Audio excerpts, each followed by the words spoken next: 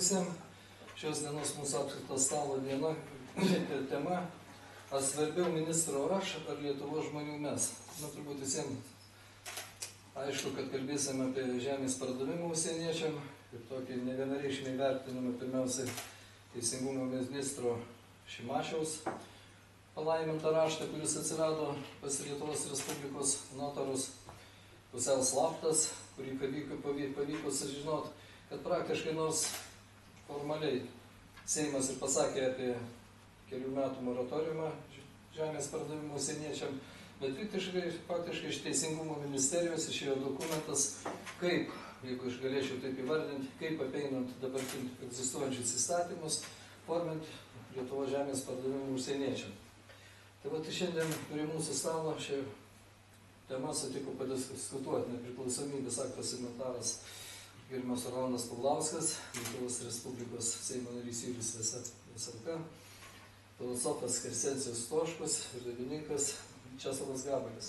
Tai gal pirmiausia, Rolandai, nuo tavęs pamėgink tu įvertinti šitą žingsnį, gal grinai teisinę pusę, kaip tu matai.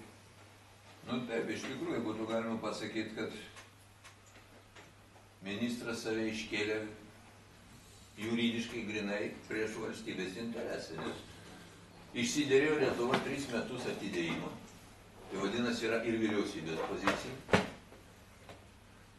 yra visuomenės pozicija. Ir staiga ministras randa landą ir pats išsiuntinėja notarams rekomendacijas, kaip apeiti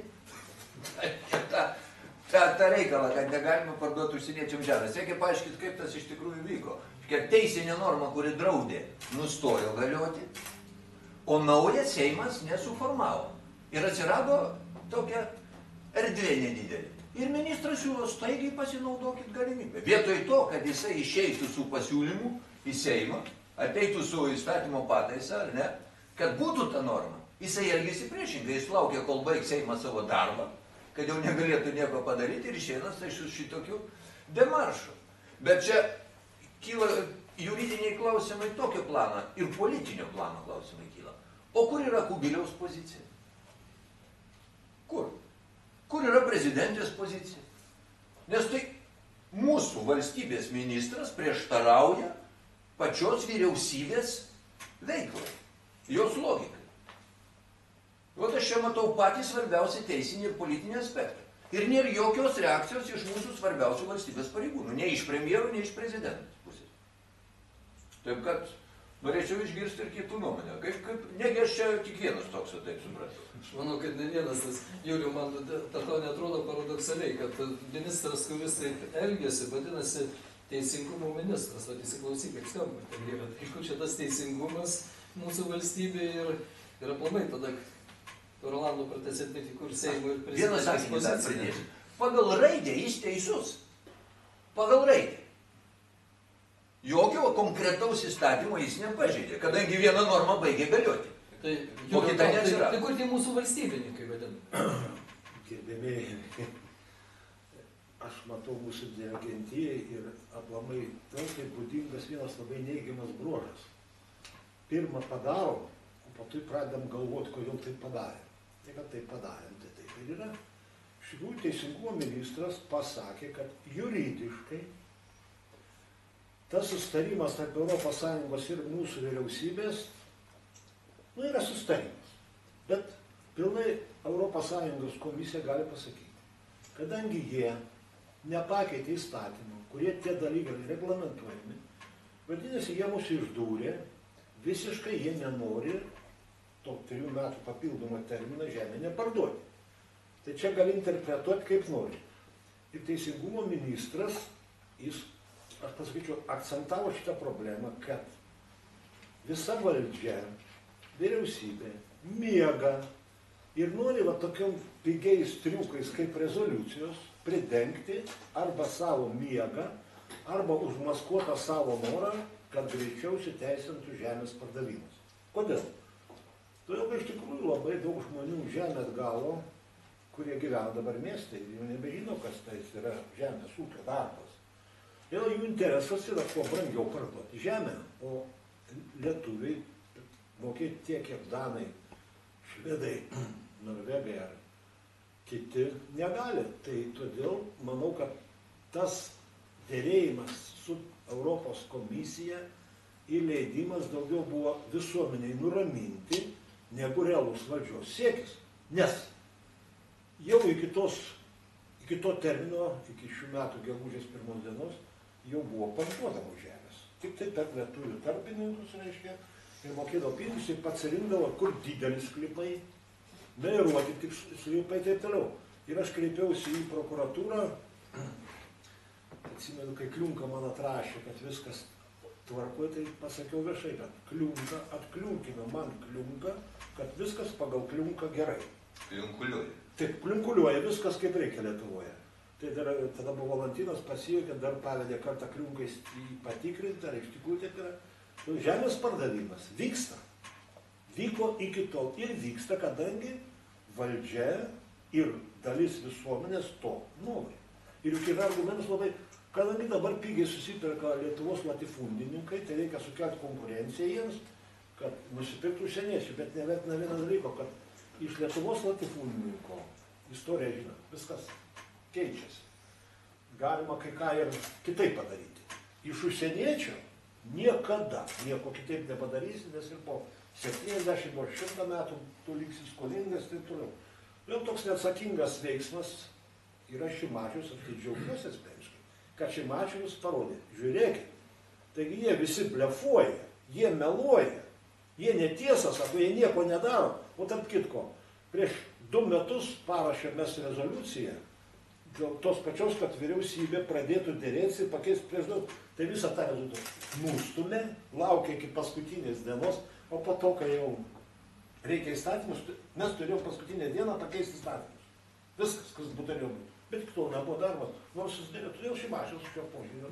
Aš jam dėliu pretenzijų nėra, ponai lietuviai, žiūrėkite, koks pas jūs bardakas valstybė. Šimašius tiek pasakė. Juliau, žinai, iš karto tavo sekantis klausimas, kadangi tiesiog tokia įdomi mintis kilo.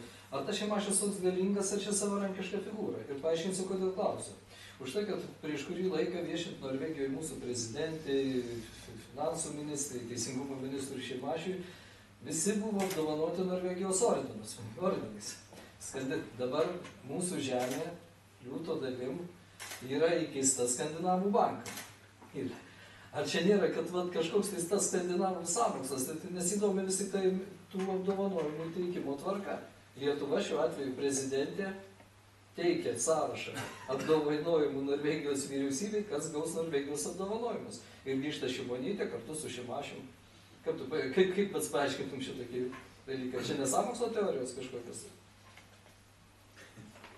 Aš nežinau, kuo mūsų prezidentas skiriasi nuo Šimašiaus. Leiskit, aš nežinau. Tai kuris galingesnis? Kuo skiriasi? Kuris galingesnis? Nu, pasižiūrėkit, yra toks Lietuvos laisvos rinkos institutas. Reiškia, ten dirba žmonės, kurie realaus gyvenimo visiškai nežino. O viską pagal jų režisūrą kuriama rinkos ekonomika Lietuvoje, sakysim, tai daleisiu, rinkos ekonomika yra susireguliavimo elementai. Ir aš labai puikiai žinau to istoriją instituto, reiškia. Dar buvo ministro, atėjo ta Leontieva, prašyti patalpų, ją išnuomoti valstybinį. Aš jai pasakiau, gerbiamoji, tu čia esi laisvos rinkos ideologija. Ir varyk į laisvą rinką ir įsigyk. O kur čia jinai yra, kokia valstybė pasaulyje visą? Lietuvoje. Lietuvoje yra ta ypatinga rinka, kur velnės supasakyti. Ir vat ką jūs galvojate? Ir jau pašležėm, šis davė patalpas geras. Vat iš kur ta jų tokia galia, tų liberalų ir tų struktūrų. Viena, kad, kiek žinau, laisvos rinkos institutą, ir gal dabar kitaip, finansavo stambios užsienio kompanijos atėjusios į Lietuvą. Jos logiškai, aš nieko neką, jos siekia savo tikslų, o jeigu surado aborigenus, kurie meldžiasi vakarams, ir galvoja, kad šiandien ateis laimė visuotinė, visuotinis komunizmas tik žymiai geresnis, su visuomenais ateis, tai čia ne vakarų kompanijų, ne Norvegijos bėda. Bet leiskite, kol mes neatsisakysim kančios kulto ir mūsų visa laimė bus kančioje ir kovoje po to, kai karas baigėsi, taip ir bus. Ir sensijų. tą, ką išgirdai. O čia apie tą, įsivaizdavau rūpintojėlį ir Vytį, tą, kaip motyvų baigė Julius. Aš nesu toks žinovas tų detalių kaip jūs čia, jūs sėdit labai arti ir stebit kiekvieną krustelėjimą, o aš tai matau tik tai iš dėlių atstumą ir man aš čia nieko naujo kažkas neįvyko. Tiesą sakant, ta problema buvo seniai bandyta kelt, bet niekas ją rimtai nežiūrėjo, man rodos, bet pati pilietinė visuomenė, kurį mes kartais pageriam, ji turbūt turėjo nerimą pirmiausiai parodyti, bet jeigu iš tikrųjų aš visiškai su Julium sutinku, tikriausiai gal net pozityvų darbą atliko Šimašius, kadangi jis vis dėlto parodė, kad šitoje karalystėje viskas gerai. Tai, dabar mes atsisėdam, ar būtume atsisėdę, jeigu, kažin, nebūtų jisai suerzę. Tai gal duodam dabar jau ordiną lietuviškai? Aukščiausia. Lietuvo žemės pardavėjai. Neturime ordino vienas dalykas, o antras dalykas, čia ordinai nieko nepakeis, mums problema rūpi, o ne ką apdovanot. O faktas yra, tas problema neįspręsta. Aš kažkaip labai pasitikėjau Žemės ūkio ministro Starkevičiaus pareiškimais, kad jis grumsis už pratesimą tų 3 metų. Seimas energetiko ministro pažadėjo. Galbūt, ir aš tiesą sakant, nežinau, kiek tas jo žodis ten yra naudingas. Gal jis būtų suderintas su vyriausybė, buvo, man tokia nuomonė buvo susidarius.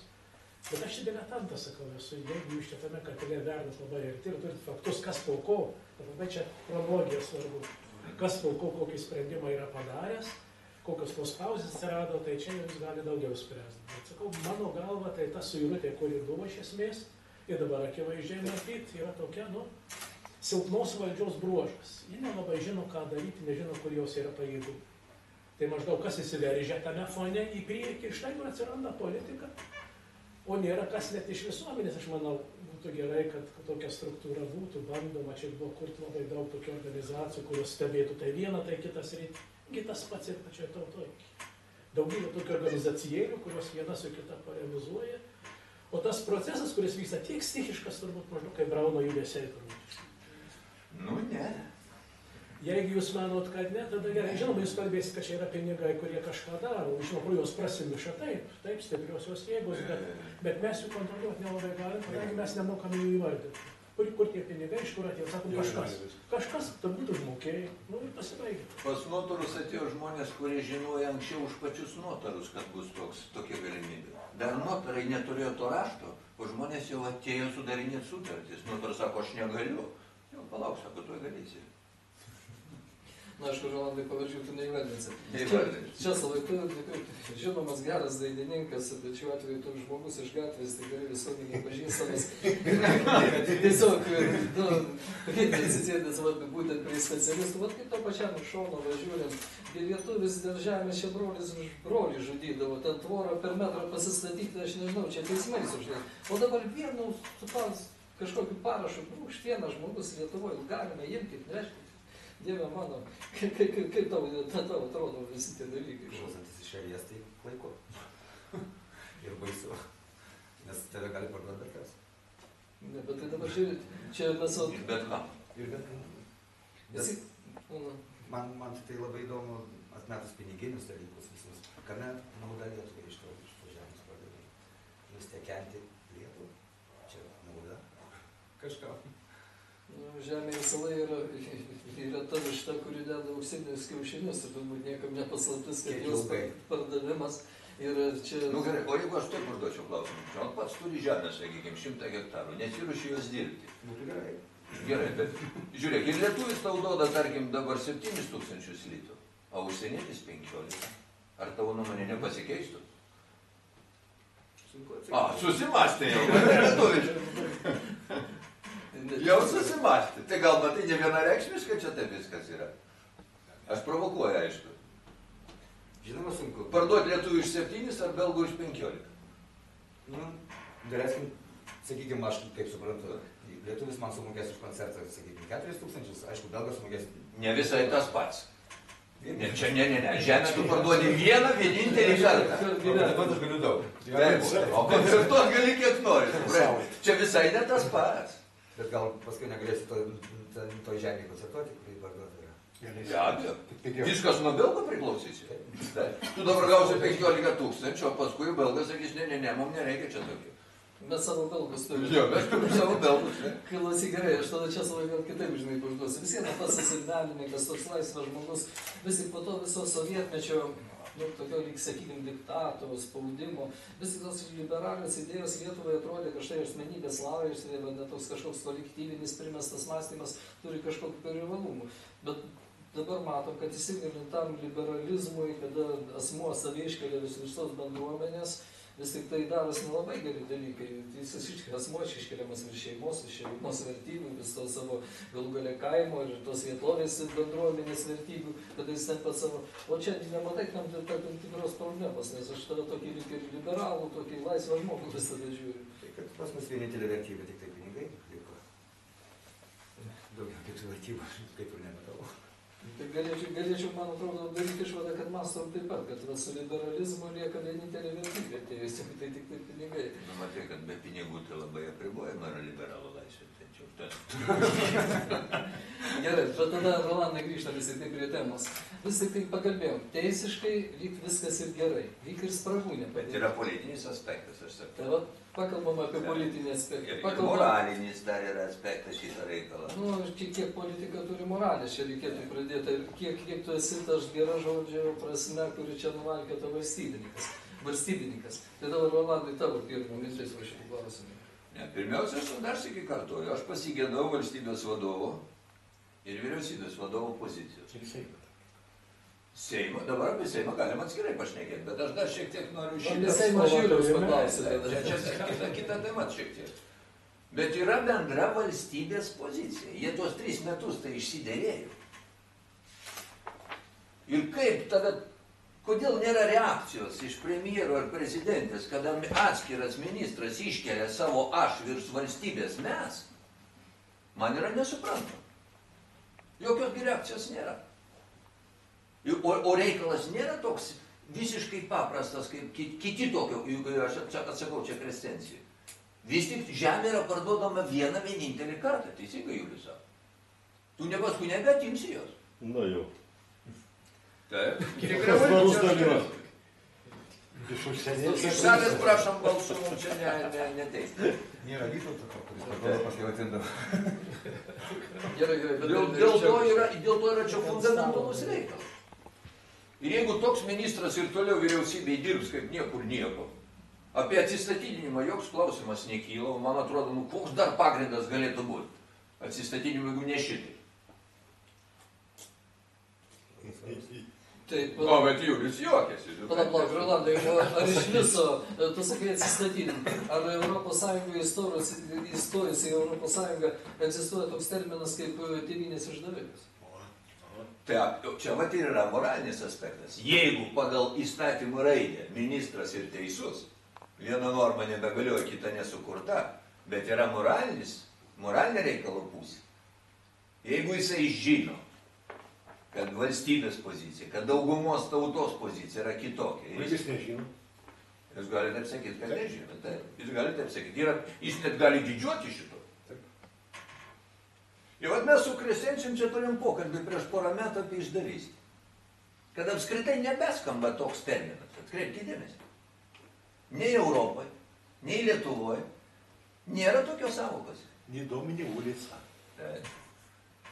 Ir dėl to susiformavęs yra visas biurokratinis sluoksnis tam tikras. Jis yra bendras, mano supratimu, visai Europai, tai Europos Sąjungai, kurios domina jų pačių tas gyvenimas, jų aš ir daugiau niekas. Ir jie kenkia lygiai taip pat lietuvių tautai, lygiai taip pat belgų tautai, graikų tautai ir kam tik jūs nori dar. Jie varto tos Europos popieriukus, tai yra visas jų darbas. Vartyti, jie nei sėja, nei pjauna, jie pjauna popieriukus ir sėja. Ir gauna gerą atlyginimą, gerą gyvenimą savo susikūrė. Ir jie gyvena vat šitose normose. Ir jie nesuvokia šito kaip išdavystės, tokio veiksmo ar kitokio. Nieko blogo nemato vyriausybės patarės nubėgti pas moterį iš Amerikos atvažiavus ir apskūsti viską, ką tik galima. Suprantate? Atvažiuoja kažkokia moteris iš Jungtinių valstijų, jis nulėkė, pasiskundė, apskundė, įdavė, išdavė ir mano, kad viskas gerai. Aš norėčiau to patarėjau paklausti. O jis, pavyzdžiui, iš Rusijos atvažiavusiam ambasadoriui, jeigu tai pasiskundė, visi sakė, o niekšas, ne? 99. Taip. O jeigu iš Amerikos atvažiavo, jis nemato tame nieko blogo. O koks skirtumas? Ir tas ambasadorius.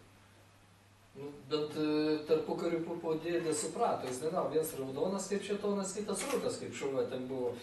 Tas ir tas blogybė. Tai kad matai, dabar ekonominė sistema yra ir ten vienoda. Nebėra tokio skirstymo. Gerai, bet dabar Juliau, kadangi Rolandas, pratęskim tą, ką Kristencijus minėjo, šitas apie testinumą, kadangi visą faktoriją, kaip būtų Seime iškilus šitai problemai, Seimas galėjo pratęsti sesiją keliom dienom ir sutvarkytus įstatymus. Rezoliucija pats supranti, kad čia yra tik tai vaikui pagrūmojimas. Jis iš viso, tu yra tuščia dalykas. Tai kas mūsų tos tautos išrinktosios, jūs 7 ar 9 atsirado, kurie buvo tuštai. Ar tiem visiems taip rūpėjo atostogos, kad aš spjauju į savo valstybę, iš savo žemės pardavimą ir išlėkiu. Ar čia yra agonija jau prasidėjus mūsų valstybė nuo tų pūvačių, pirmiausia, žuvies galvų? Aš noriu pasakyti, kad žemės pardavimas sesijos pabaigoje neįspręstas. Tai aš galiu pasakyti, kad jeigu žmonės nenorės parduoti žemės, nieks jos nenupirks. Tai tokia teorinė prielaida. Bet dabar galiu pasakyti, kad buvo labai daug tų, kurie tiesiogiai milijardus atnešė nuostolį. Pavyzdžiui, Leo LT kūrėm. Kada? Kūrėm sesijos pabaigoje. Vien tik, kad išpirkti paruskis stovos tinklus, elektros vartotojai per metus sumokėjo 670 milijonų litų. Jeigu pridėti, kiek jie uždirbo pirkdami ir paskui manipuliuodami statinių kapitalo, jie iš to tik vien pirkimo pardavimo iš visų vartotojų išlošė 1 milijardą 200 milijonų. Toliau, priminėjom dabar dujų irgi paskubomis, nesupratau, kodėl kada Albright atvažiavo, Clinton atvažiavo, buvo tokie svarbus antirūsiški įstatymai priiminėjami, kaip Lietuvos dujų įstatymas, kur, gerbėmėjai, taip, kainos šildymui vis brangs, tik dėl to. Aš nekalbu, kaip jie ten, reiškia, ginčysis teismuose, arbitražus, kiek mums reikia sumokėti, jeigu ten vienas ar kitas scenarijus, bet vien dėl to 300 milijonų pernai sumokėjo šilumos vartotojus, kiekvienas po 60 litų už butą sumokėjo dėl tokios mūsų politikos. Ir viską galima susitarti, visiškai susitarti ir turėti 15-20% pigesnės dujas, kurias ilgą laiką ir turėjome daug pigesnės negu Europai. Politizų, tai tradicija yra šita ir tas žemės pardavimas, ir Rolandas sako, politiškai. Ir aš turiu pasakyti, mano nuomonė, teisė turi būti aukščiau visko. O jeigu teisė leidžia vieną, o mes politiškai pradėsim kitą, tai aplamai teisės nereikia. Kaip susirenkam, šiandien, kaip Seime būna, 15 minučių vienaip nubalsavom, po 15 minučių priešingai nubalsavo. Tai jeigu politikai įsigalės virš teisės, tai gerbėmiai tarybiniai laikai atrodys šventi laikai, nes ten irgi teisė po to buvo jau. Politika buvo, politiko teisė visgi buvo. Todėl, mano galva, teisė turi būti, o politika turi tai, kad nesikirti su teisė, jeigu reikia teisę neprakyti. Toliau moralė. Jeigu dabar jūs kalbate apie moralę po 20 metų, tai iš kur jūs iš miško išprintat? Ne vėl moralės. Visi gerai žinom. Kur pinigai yra maži pinigai, dar daugiau moralės, didesni pinigai mažiau, dideli pinigai jokios moralės. Ir jokios atsakomybės nėra. Tai čia, gerbėmėjai, aš pasakysiu savo senelės, kurie buvo 90 metų, kad 88 prasidėjo sąjūdis. Jį klausė, kaip visi žadėjo, visi davarai, taip padarė.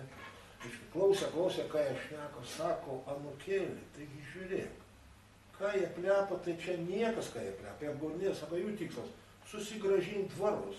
Bus dvarai, bus tarnai, bus ubagai, ir vėl reiks bėgti iš Lietuvos. Tai senelė, kuri 1895 buvo gimusi, ir buvo vieną žiemą mokėsi, išmoko tik skaityti, bet rašyti tik pasirašymus. Ir strategas buvo, jau pasakė, kas laukia Lietuvos. O mes čia, inteligentai, kai pradėsim, o tiesą pasakė, viskas vyksta, ko norėjo. Kaip pateksime Europos Sąjungą, ten mums važinėti visur galėsim, pinigus duos, rems, ai NATO įstosim, tai reikės mokėti šaudyti, amerikonas apvis, ir dabar atvažiuoja šitą amerikonką, tai reikėjo pasirodyti, kad mes galim bet kam bet ką šaudyti ir parodysim savo drąsą. O po to už visą tai reiks eiliniam žmogui mokėti ir tas žmogelis pradės, kodėl kainos kyla, o tada pradės prekybininkai kalti. O kad pamatai, va padėti. Tarp kitko, kai žemę parduosim, kainos dar labiau kils. Nes jis gerai sumokės, už tą žemę geriau, kaip Rolandas sakė, 2 arba 3 daugiau sumokės, paskui prekių kainos atitinkamai turės būti. Štai vyrai eina viskas strategiškai, protingai ir nebėra piliečių, nebėra tautos, nebėra nacionalinės valstybės, yra kažkoks monstras, kuriam viskas galima. Ir viskas. Ir eina tas, ir gerai jūs pasakėte, ir belgam tas pats, ir darom tas, tik ten atsiranda dar politinės stiprios jėgos ir tautos palaikymas, kur visgi sako, palauk, bet žvirbliai su varnom tai nesimylė, zylės su žvirbliais irgi ne, visgi kiekvienas išlieka kaip toks, o žmonėms nebereikia nieko. Ir dar net filosofiškai skaitau, kad ne va tai, kad žmogus tai gamta mane padarė, o kad aš tau prancūzus, tai čia atsitiktinumo dėka. Su tokia filosofija šiandien kuriamas pasaulis. Kadangi pinigams geriausia, kai nėra kitų vertybių aukštesnių už pinigus. Nes jeigu pas kažką yra, sakysim, aš noriu būti lietuvis, ir man tai aukščiausia vertybė, reiškia, aš tavęs ne visada galiu nupirkti, ne visada papirkti galiu. Yra ta vertybė, kur tu, o jeigu tik viena vertybė bus žmogista ir pinigai, viską galiu nupirkti, viską galiu parduoti. Tai žemės pardavimas yra parduodama tėvynė. Tautybė, tėvynė parduodama. Tai žemė čia yra labai svarbus dalykas, bet šalia kitų, kada matai vyksta strategiškai. Žemė tampa beveik kaip klumpės. Baisu. Esencija, kadangi čia jau Julius pradėjo į filosofiją ir vystyti pačią sritį, tada jūs visą girdėjote iš Rolando. Seni bičiuliai. Forum atsimėjau su žemė, kalbėjom viską tą pat. Panašiai jau matyti. Tai aš dabar po tokios liūdnos tonacijos, aš neturiu kur žemiau eiti, bet vis dėlto man tokia mintis vis šauna. Įdomu, ką atsakytų Seimo nariai, jeigu paprašytų kiekvienam, ateinant kitais metais rudenį sesiją, atsakyti klausimą, kam Lietuvai reikalinga nepriklausomybė. Kad patys atsakytų savo mąstymą, jeigu jis yra koks likęs. Tai manau, kad tas klausimas nebuvo atsakytas per tuos 20 metų. Ir visi įsivaizdavo dabar, tą klausimą reikėtų ne tik Seimo nariams, bet ir politiniams apžvalgininkams. Jie daug kur sutarė čia. Vieną dūdą pučia. Vieni kitiem labai daug padeda, aš manau. Tai aš girdžiu, kiek dabar bando aiškinti tie vadinamieji liberalai, pusiau liberalai, arba tie, kurie... Visi dabar beveik liberalai. Savo rinka, kaip, tas žodis liberalas yra geras, liberali visuomenė yra geras daiktas, bet vadinamas tas neoliberalizmas, arba pirmykštis liberalizmas. Liberastai dar jos vadina. Žinau, bet tas žodžio be ribų vadinamasis. Liberastai. Bet panašu ir kitą žodį. Nu tai čia toks jungtinis. Tai čia man atrodo, kad jie dabar tą tiesiai sako, nepriklausomai mums reikėjo, kad mes galėtum išėti iš geležinės užangos ir būti laisvi kaip asmenys. Bet tai po to reikėtų atsakyti tą klausimą. Tai jeigu šitai, matome, kad mūsų ta valdžia nelabai sekas ir apskritai valdyti reikia išmintingų žmonių, mums baisiai trūksta, visiems trūksta, mums labiausiai trūksta. Tai ar nereikėtų tada paklaus tada, kad geriau, čia buvo viena tokia provokacija, rodos Vilniaus gatvėje parašyta, bet aš jau siūlyčiau viešai ją iškelti viešumą, kodėl neprisijungus, pavyzdžiui, prie Norvegijos, tos pačios, prie Švedijos, nei valdyti tada nereikėtų rūpesčių, kiek sumažėtų išlaidų valstybė. Ir mes turėtume daug geriau sutvarkytą valstybę. Prie Saudo Arabijos naftos gauti. Nafta ten toli, bet ar grįžti prie tos Lenkijos glėbių, seni bičiuliai, gerai pažįstami mūsų, mes jų mentalitetą šiek tiek žinom. Tai kam dabar iš tikrųjų vaidinti valstybę, jeigu tos valstybės mes negalime sukurti? Ir turėtume tam asmenį daug garantijų, jis galėtų važinėti bet kur ir po tas teritoriją. Dabar tai galvoju, jeigu jau šitą negali atsakyti, o iš be abejo negali atsakyti, kadangi jie mano, kad tas dalykas yra pasenęs, tai yra praėjusi diena, tai tada reikėtų turbūt kelt klausimą tiesiai, o kam tie valdžios žmonės dabar čia laiko įsikibė į valdžią. Ar tik tai, nes esu valstybė, tik tai valdžiai? kūrėme mes savo įsivadavimui, bet dabar, kad reikia valstybės dėl to, kad įsilaisvinę žmonės jau esame kaip piliečiai, tai valstybės imitavimas netenka jokios prasmės. Vadinasi, vėlgi valdžia yra Lietuvai perteklius našta. Siūlykime paleisti parlamentą, paleisti išardyti valstybę ir ieškoti sąsajus tais kažkaip. Turbūt tai šiek tiek erzintų daug ką. Tai reikia ieškoti atsakymas dėl to, kad kažkas turbūt toj žemėje turėtų gyventi galbūt. Jūs prisiminėt Vytauto laikus, sakot, Vytautui rūpėjo, dabar turbūt niekam nerūpi. Tai aš tą pradėsiu minti, dabar Vytautas liko tik ant stalo. Mes turime prie Vytauto tokias susiejimus, bet neturime iš tikrųjų to istorinio pasišventimo, kuris buvo susijęs su valstybės saugumu. Aš nenoriu pasakyti, žinoma, kad rūpesčiai yra tokie praėjus 500 metų, kaip ir Vytauto laikais. Tai tas akivaizdu, bet neįsprendus vis dėlto to klausimo. Kas yra tautos tas identitetas? Spurgos prieš porą dienų buvo straipsnis paskelbtas. Tai tautiškumo dalykai, sako, jau yra praeities dalykas, mes dabar esame jau kitokių vertybių pasaulyje. Tai kur dabar? Galim sakyti, kad šeima jau prarado, kad prarado draugystė, prarado, liko tik tai bendras žmogus, tas universalus žmogus pilietis. Draugystė. Nu tai gal, bet tiesą sakant, taip kalbant, tai Europos Sąjunga nelabai reikalinga. Mes esame pasaulio piliečiai, tai formuokime tada tą vadinamą globalizmo doktriną, kurioje, kaip čia vienas ekologas labai gražiai įsireiškė, sako, gali pervažiuoti centralizuotą pasaulį iš uosto į uostą ir neišeiti iš namų. Tokie pat uostai, tokie pat rengimai, tie patys aptarnavimai, ta pati elektronika, tos pačios panelės, tik tai šitie. Ne, geresnis mūsų. Dar kol kas. Žinoma, kiekvienas taip sakys, bet pašalinis keliautojas to nepastebės. Tai šitą metus iš tikrųjų globalizacija yra prasidėjusi, tai jau pradėjom ardykim radikaliai. Todėl, kad tos Tarptautinis valiutos fondas tą daro jau seniai, jam tai patinka, gerai įsitvirtinęs ir daugybė tokių klodų yra, kurie visas permainas yra suardė. Bet štai kur ekologai išeina į viešumą ir sako, tai ką jūs galvojate tada sukurti turistų pasaulį? Tokia valstybė, kuris suardo visas lokalizacijas, tai yra keliautojai, kurie niekada nebūna namie. Visur jie yra namie, tai niekada namie nebūna. Tai yra iš esmės tik tai praeinantys žmonės. Kas atsitiktų su žeme, kad kokią nors porą mėnesių pasaulyje, kuriame visi turistai pasijustų. Vis dėlto, jeigu žemės išlikimas dabar yra, dabar, jeigu dar mes užmiršome tą, bet tai netrukus jis tą primins dar smarkiau, žemės išlikimas yra dabar turbūt numeris 1. Mes dabar kalbame apie tautos išlikimą, nemanome, kad per tautos išlikimą galim prisėti prie žemės išlikimą. Mums sako atvirkščiai. Mes rūpinkime į žemę, tai yra rutulių žemės. Ta visiems turbūt gerai žino šitą ekologų paleistą formulę. Jeigu visi taip gerai gyventų kaip amerikiečiai, tai mums reikėtų turėti 3 žemės rutulius. Ir tie, kurie tikisi, kad gyvensim kaip amerikiečiais, kūrė pasaulio sunaikinimo koncepciją. Ir sunaikinkime, surykime tą žemės rutulį. tą galima paspartinti procesą gana. Vadinasi, iškyla uždavė tam tikrų stabdžių. O kai stabdžių klausimus iškyla, vadinasi, tenka grįžti prie tos vėl žaliųjų, dabar jau bus komplimentas žaliųjų judėjimams pasakytas, žinoma, jie silpni, bet jų įtaka be abejo padidės. Tokia globalizacijos situacija yra graži labai formulė žaliųjų paskelbta kažkada, labai tinka etiniam tradicijų.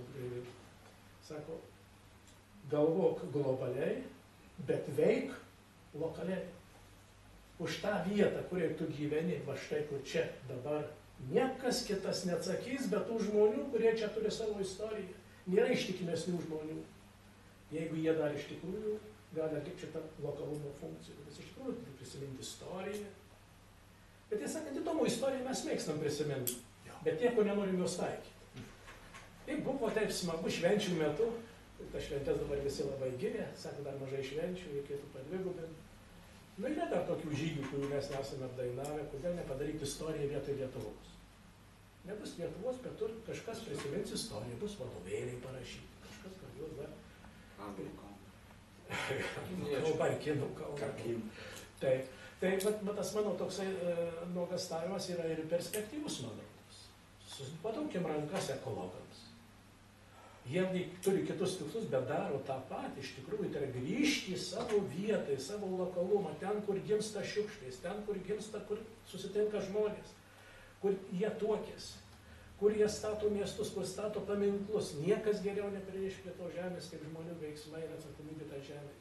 O bėda čia problema yra tai, kad ištrinta visiškai yra ta agrarinė problema, istorinė išsaugota. Ribas šiokias tokias turim, bet agrarinės ribos trinas, tai agrarinė politika yra naikinanti kol kas.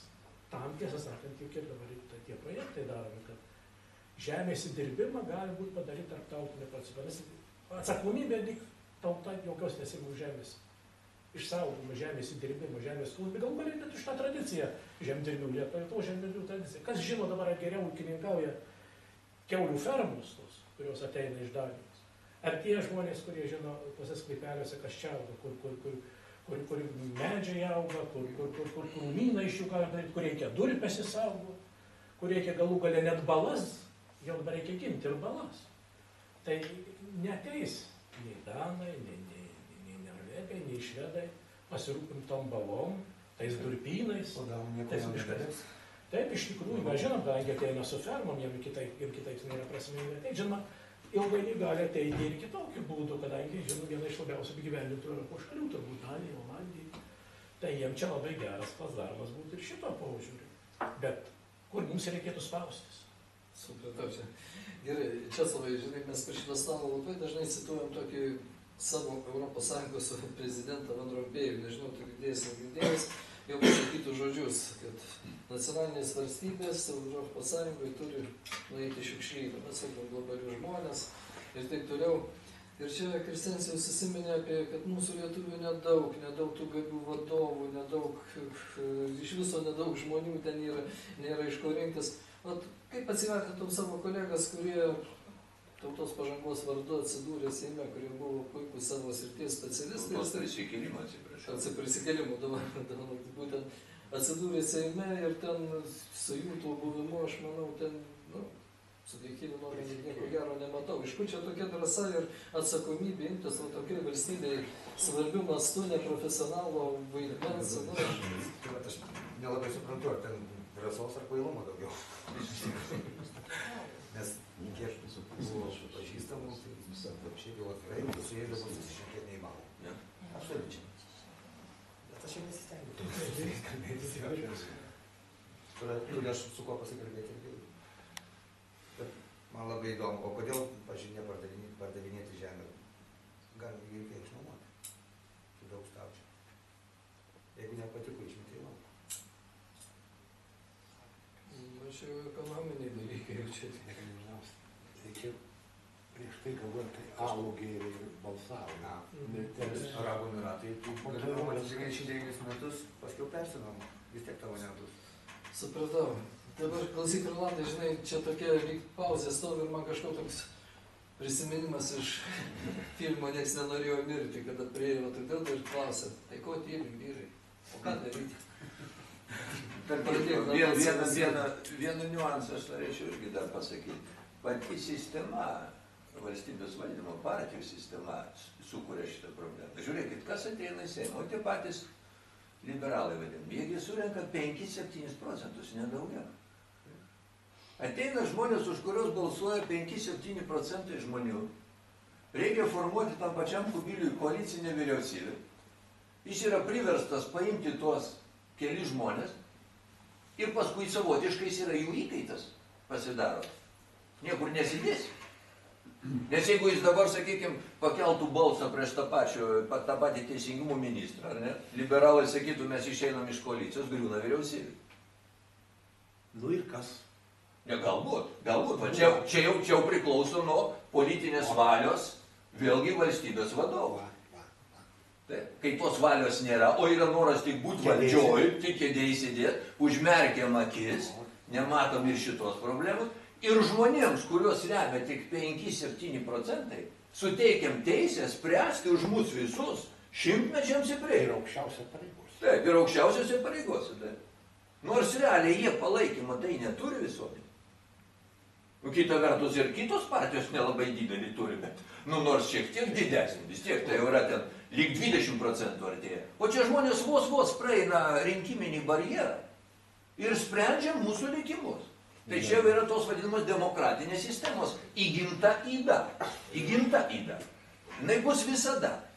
Bet už viso to ir turėtų stovėti kažkoks supratimas tų valstybinių ir tautos interesų. Ir kas įdomiausia, čia taip liūdnai mes šnekam, bet aš esu visiškai tikras, kad jeigu paklausti ne elito atstovus, o paprastus, tokius kaip paties senelė, visi viską supras.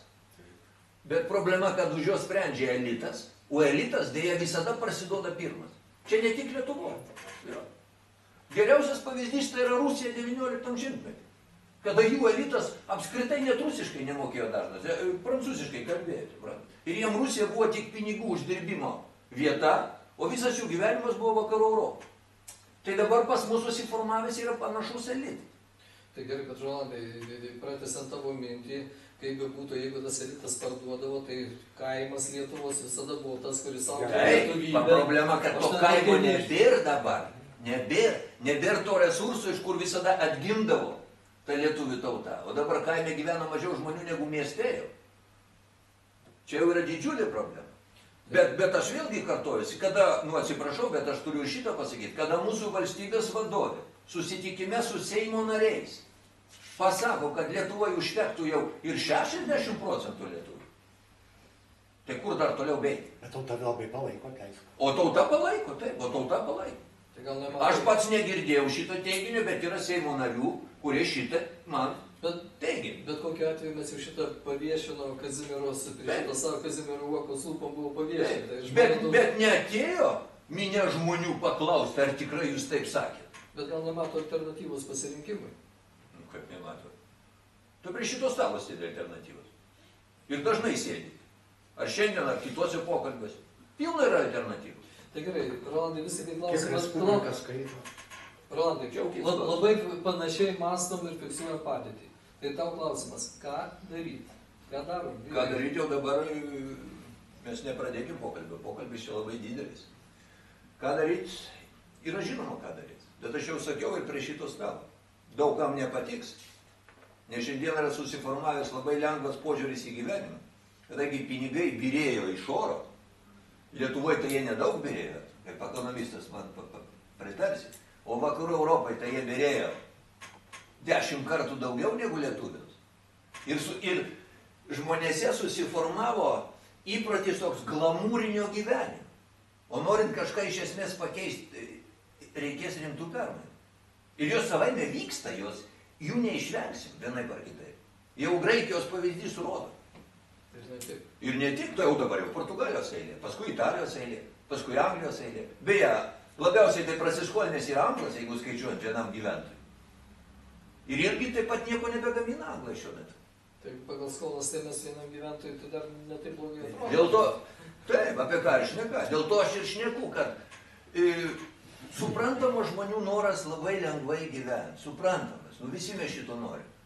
Bet resursų, teisingai sakė kažkas iš mūsų, kad jeigu norėtų pasaulis gyventi taip, kaip tas auksinis milijardas, neužtenka šito žemės rutulio kitiem 5 milijardam. Ir dabar užtat prasideda ta epocha, kada tas milijardas saugos savo šitą jau įgytą privilegijas, saugos, o gali saugo tik visų kitų sąskaitų. Ir dėl to mūsų laukia labai įdomu. O kiti nepasiduos ir mūsų laukia labai įdomu šiaip jau laikai. Ir dėl to sakant, ką reikia daryti, nereikia dabar pradėto pokalbę, bet mes jį būtinai padarysim. Gerai, šitas Juliau, tu nebijai taip kaip Rolandas, tu žinai. Bet to vienas tik tai įvadinis toks klausimas. Čia vyktai užėjau, bet prie šito stalo, ne prie šito. Tu turbūt sutiksi, ar buvo Tėvynės sąjunga, ar buvo socdemai, vis tiek vadovavo Laisvos rinkos institutas ir visi nepriklausomai nuo to į to ten liberalizmo idėjas galutiniam rezultatė sakė. Ir štai dabar, tu mačiau, nesutikai su Rolandu Barybį, tai buvo subirės koalicija. Atsiprašau, ta Tėvynės sąjunga prisims socdemus ir viskas. Ir vėl bus valdanti dauguma, visiems visko reikės. Taip, bet jų, kadangi domina tik buvimas valdžioj, dėl to, jeigu jos domintų iš tikrųjų tą žemės pardavimas, tai be abejo jie nebijotų ir to subirėjimo. Kas yra svarbiau, ar tavo buvimas valdžioj, ar ta žemės pardavimas? O kadangi jos yra persmelkusi, parsidavėliška dvasia, persmelkusi jos yra. Jie viską pirks ir parduos. O pati liberalizmo ideologija, jinai šitą visą suponuoja automatiškai. Dėl to jie nusispjauna į viską. Ir aš galiu tiek pasakyti, kad visgi ką daryti. Rolandas jis globaliu mastu teisingai labai išdėstė viską, bet ką daryti nuo to savo kiemę pradėkim daryti. Tai aš matau vieną dalyką, iš tikrųjų šiandien politinės tos visos partijos, kurios yra vadinamos valstybinės, kaip jos, parlamentinės. Sisteminės. Jos visos vadovaujasi tą pačiu principu. Kitaip negali būti, mes globaliame pasaulyje, mes Europos Sąjungoje ir turim šaukti viską daryti taip, kaip ten direktyvos groja. Nepriimant, kad kaip lygiavertė Europos Sąjungos mes galime labai aktyviai veikti į politiką ir tas pačias direktyvas. Bet mūsų politikai šito visiškai nedaro. Jie didžiausias malonumas ateiti pasakyti, štai, čia jums direktyva. Ir aš nieko negaliu, turi taip daryti. Iš čia ir tauta nebežino, ką daryti, o čia tie pavieniai. Tai jos šiandien. Galim čia šūkaliu šitoj salėje, kiek nori, čia pogrindis. Su krescencijų žinomu formas buvo, tas pačias gardai sakėm, apšaukė visai tenai prorusiškai tai va. Bet mano galva, ką dabar galima būtų padaryti, vat noriu prielaidą. Aš buvau labai tarybiniais laikais, nes klausydavau visų užsienio balsų. BBC, su triuškinimais, su Nemecka valna visą. Ir man atrodo, kaip ten viskas gerai. Bet štai aš susidariau su realiai jau po senelės man tų žodžių, aš jau pradėjau mąstyti, ai neteisi, čia nenoriu pasakoti toliau. O dabar, kai matau, tai kuo aš matau tą globalę, liberalę tvarką, tuo labiau aš pradedu suprasti autoritarus. Ir priejau išvados, kad visgi politikus kartais uždaryti kur nors, ką blogiau padaryti reikia, nes tai ypatingai nesveikas klanas. Jeigu jie neturi jokios baimės, jie nieko gero niekada nepridarys. Tik blogo darys. Išimtis buvo retos, bet tai kariaujant ir taip toliau. Tai manyčiau, ką mums reikėtų daryti. Iš tikrųjų, Landas gauna 5-7%. Jis tik televizorių su mergom kirkino, jis taiga tampa antrų valstybės žmogumi. O ką jis žino apie valstybę? Ogi nieko. Pagal kirkinimo principus reiškia. Tai šitokių neturėtų būti. Bet kita vertus. Aš tik užbaigsiu. Jisgi ne pats jį atvedė. Taip, ne, čia koalicija. Norėtgi nedraudžia. Ne, tauta sudėlė nedaug koalicijų klausimus. Kada kėdę turėti yra esminis politiko reikalas, o ne vykdyti politiką, o čia yra nelaimė ir lengvai tas pats Kubilius, jeigu būtų dalykiškai šnekėjęs, galėjo suformuoti kitą koaliciją. Tarp kitų ir be socialdemokratų. Galėjo būti kitais. Ir kada tu turi absoliučią daugumą vieną kitą liberalą, tai jis tvarkyti vyriausybė ten jokių darbus, gali duoti šiek tiek laisvės, paskui už tą laisvę atsakomybę ir taip toliau. Bet šito nieks nenori, svarbiausia kėdė ir ta pati liberali politika, kuri čia visos daro. Bet manyčiau, kad ką mums pirmame etape reiktų, aš taip labai schematiškai, tai pakeis šiek tiek konstituciją. Konstitucija buvo pritaikyta, parašyta tam, kad Landsbergis netaptų prezidentu, jeigu taps, visi bijojo, kad būtų minimalios galios. Čia buvo klaida padaryta. Visgi parlamentas tai yra, kaip jūs nenorit, bet mėgėjų klubas. Mėgėjai profesionaliai daryti nieko negali. Todėl, mano galva, reikėtų padaryti, tegu klubas šitas mėgėjų lieka ir artistų, to reikia visose valstybės yra, to reikia žurnalistam, to reikia tautai, kad keikti, vitais savo tinginystės galėtų keikti, pavarstytą, tai tas reikalinga, bet jiems suteikti labai ribotas teises, kuria prasme, tegu jie priiminėja įstatymą.